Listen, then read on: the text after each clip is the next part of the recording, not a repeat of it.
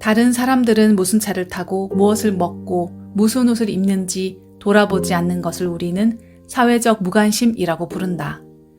모든 유형의 소비에 사회적 무관심 수준이 높은 사람들은 재산을 모을 기회가 많다.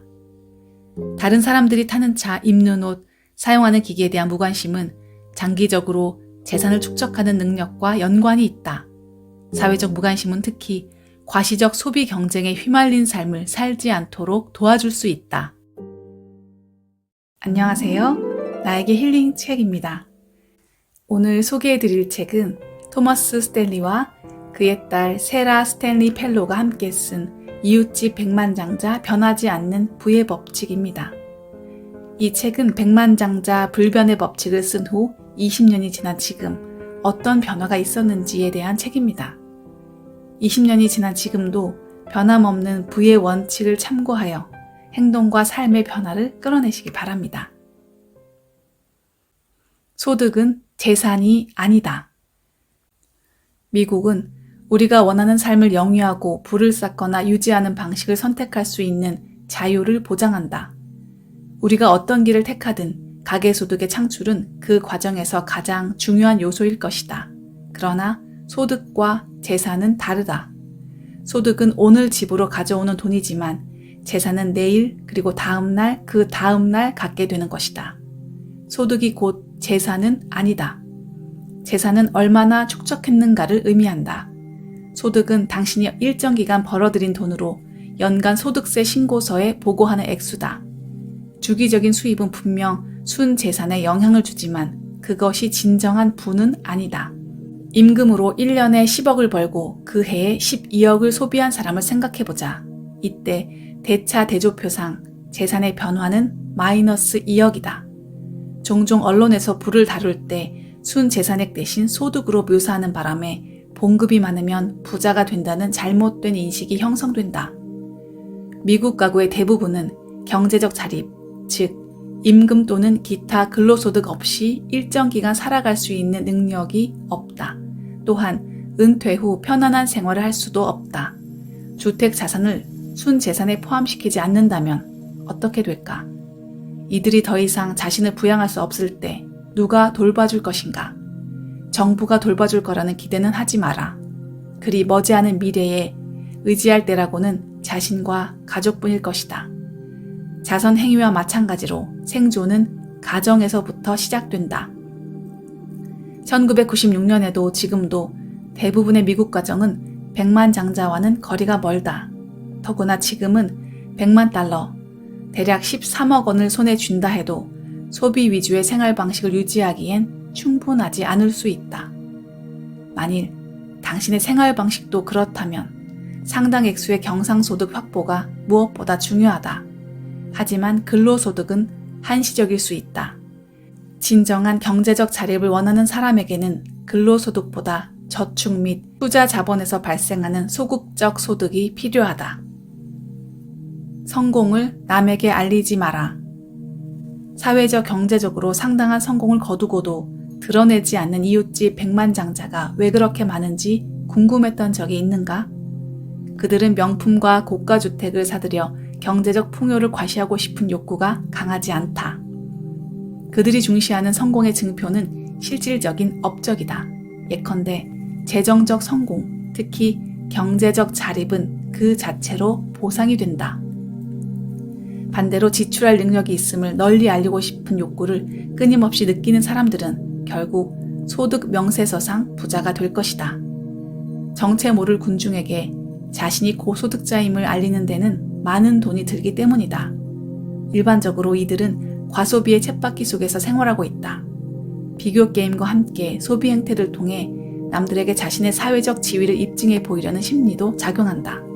차가 됐든 집이나 경험이 됐든 소비를 통해 성공을 과시하고 싶은 욕구는 재산 축적을 방해하는 주요 요인이다.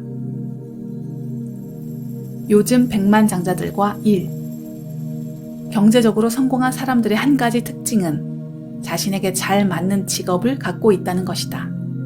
즉 그들의 기술과 능력, 지식, 관심사 및 다른 특성들이 직업의 요구 조건에 부합된다. 직업에서 얻는 수입은 그 일을 지속할 수 없다면 끊긴다. 따라서 자신에게 적합하지 않는 직업이나 진로를 선택한다면 장기적 소득을 기대하긴 어렵고 스트레스를 겪게 된다. 요즘 이웃집 백만장자도 여러 가지 사회 경제적 상황에도 불구하고 기회를 계속 찾아내고 있다. 자신의 기술과 능력을 인식하고 시장을 파악하는 일은 여전히 필요하다. 경제적 자립을 달성한 사람들은 자신의 기술과 능력, 특성, 그리고 환경과 시장을 평가할 수 있으며 자신과 환경 모두를 최대한 활용하는 직업을 선택한다.